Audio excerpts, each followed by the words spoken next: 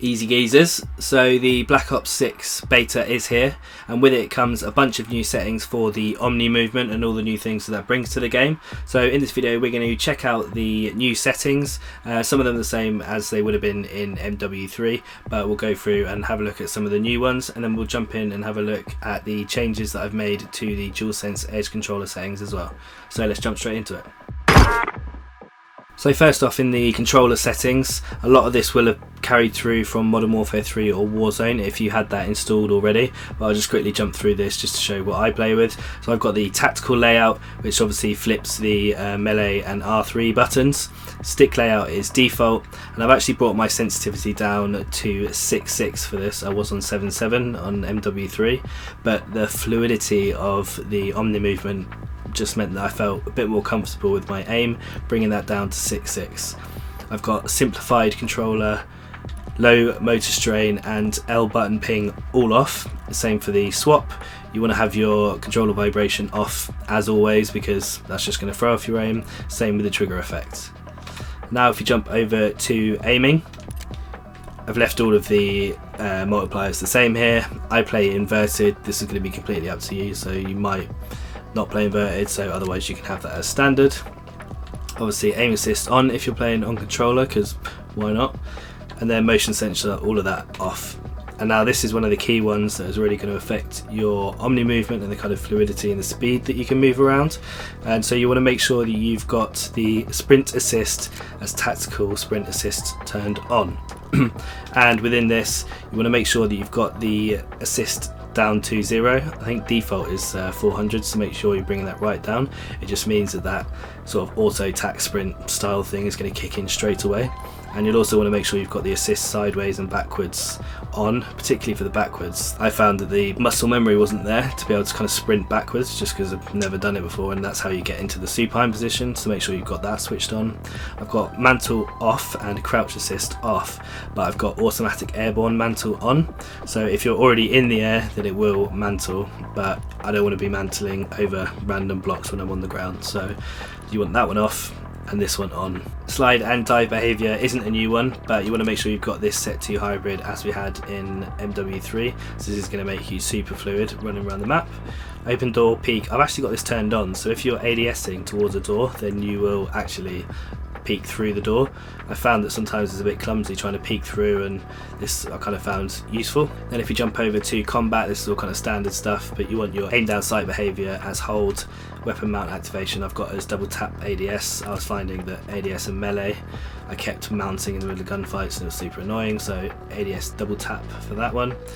Grouped C4 detonation, hold for behaviour, and then manual fire behaviour is press, so you need to keep spamming the trigger if you want to keep firing for single fire weapons, for example. Then if you jump down to the graphics settings, obviously brightness is kind of depending on what monitor you're using, but safe area, you want to make sure that you're bringing this right in, just to make sure that your HUD is as tight into the centre, so your eyes having to travel less far. And this is particularly important if you're using a bigger screen, kind of 27-inch above. If you're playing on a TV, then you definitely want to be doing this, just so your eye doesn't have to travel quite so far to the minimap or look at your weapon ammo situation. And then finally, if we jump down to the interface, so a lot of this you can turn off. This is all kind of gameplay tips and stuff. Don't need to worry about that. I like to have my server latency and packet loss on, just so I can be taunted when I'm in a laggy lobby, but I've got the clock and the connection meter off. And then if we move over to gameplay HUD, so there's some cool settings here, but if you click into the presets you can actually choose between different styles of HUD. So obviously the standard has got the circular mini-map, but if you go down to mission interface, it actually has a square version, which generally is the better option because it gives you a greater surface area of map coverage that you can see, so you might as well use that one over the circle one. And within that you can also move across to colours, and within this you can change you and your team's colours, and I've got my enemies set to pink just so they really pop out. And to help with this, I've got the colour filter set to 2. This will filter across the whole world. I've got intensity and everything set to 100, so the game is super vibrant. If we come out of that, then you just want to make sure that you've got your minimap shape to square, and minimap rotation you want turned on so it will move around as your character moves. You want radar turned off, I've got the horizontal compass, so that's where it sits across the top. You can actually have it sat so it's on the mini-map, but it's actually quite small there. I always find it quite useful to have sort of reference numbers up top if you're ever particularly playing in Warzone, being able to do that as callouts. I've got in-game chat turned off because everyone's a bunch of weirdos. Obviously you want hit markers on, and I've also got damage based hit markers on too. So that's it for the in-game settings. Before we jump over to the DualSense Edge settings, if you found any of that useful, then please consider subscribing to the channel. I upload all things Warzone, Black Ops 6, MW3. Make sure you subscribe with notifications on, and let's jump into the controller settings. So one of the main changes I made actually is to the customized button assignments, and to be honest this is mainly a change for Warzone, but I've actually changed my left paddle to the up, so this now pings, which I found super useful in gunfights. It just helps me track and kind of keep an eye on players when I'm in 50-50s, or obviously if you're pinging for your teammates. I just found it a lot easier rather than having to stretch to the D-pad. I did previously have this as melee, but I just was barely using it, and so for me it feels much more useful to have this as ping. I've still got X set to jump, which is super helpful in gunfights, jump shotting, etc., and then the rest is all set to default. And there's no change for me on my sensitivity or the kind of presets on the controller, so I've got left stick set to default.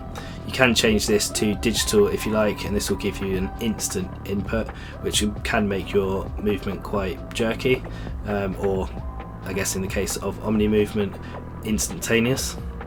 But I have it set to default, and on the right stick I go for the precise sensitivity curve with a -2 curve adjustment.